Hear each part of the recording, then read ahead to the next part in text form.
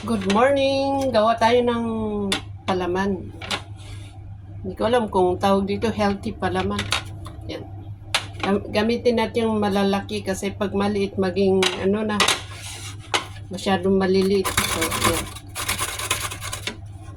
Ganyan lang.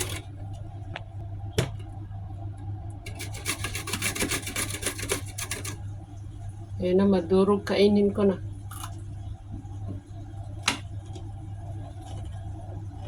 Ayan na po. Tapos, pag may edad daw tayo, huwag masyado sa white bread. So, ayan, pinili ko yung wheat bread. Ayan.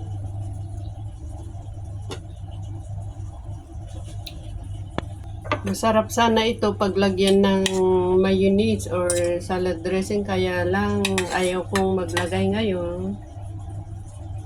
Hindi ako masyado gumagamit ng mayonnaise or salad dressing. Kahit meron. Dahil kontento na ako sa bilbil meron ako. Yan. Yan. Masarap talaga paglagyan ng mayonnaise. Pero this time, omit. Hindi palagi. Siguro once a month or never. Yan. Hindi pala never. Sorry po. Basta bihira. Once a month or every 3 months. Ganon. Pati ito, bihira. Bihira ako maglalagay nito. Paminsan-minsan lang. Ayan.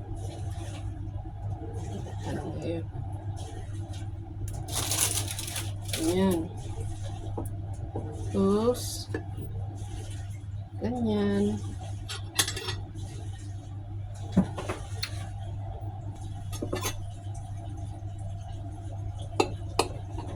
Dahil gusto kong maging appealing sa mata ko ang aking kinakain. Para namang magmukhang sandwich. Ayan. Ganyan lang. Kainin lang na ganyan. Tapos kapag ayaw nating may malalaglag, kung hindi tayo masyado maingat, edi balutin ng konti habang kinakain. Or pwede yung paper towel. Ganyan. Ganyan siya. Ayan.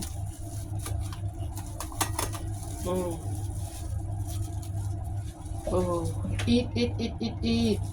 Yan. Pwede namang ihalo ito, pero mas gusto ko kasi yung solo na kakainin. So, edi para hindi tayo magamit ng madaming ganyan, edi pagkatapos nating kainin ito, edi ibabalot din ulit natin doon. Ganyan. Anong tawag dito? Pipino and cheese ba? Hindi ko alam Mag-isip pa ako. Pipino na lang.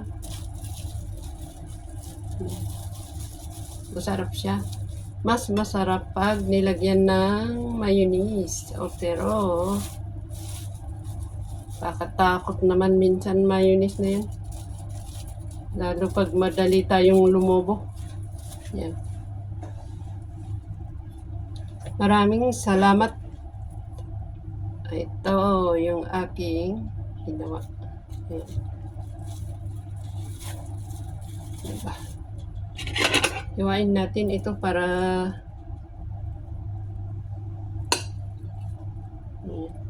pwede rin ihalo dito sa ating sandwich. Ganyan. Pero mas masarap pag kainin solo. Malasa. Ayan. Ganyan. Pwede. Pero mas gusto ko kasi yung solo na kainin. So, kain na po. Tayo magpasalamat tayo. Bye-bye.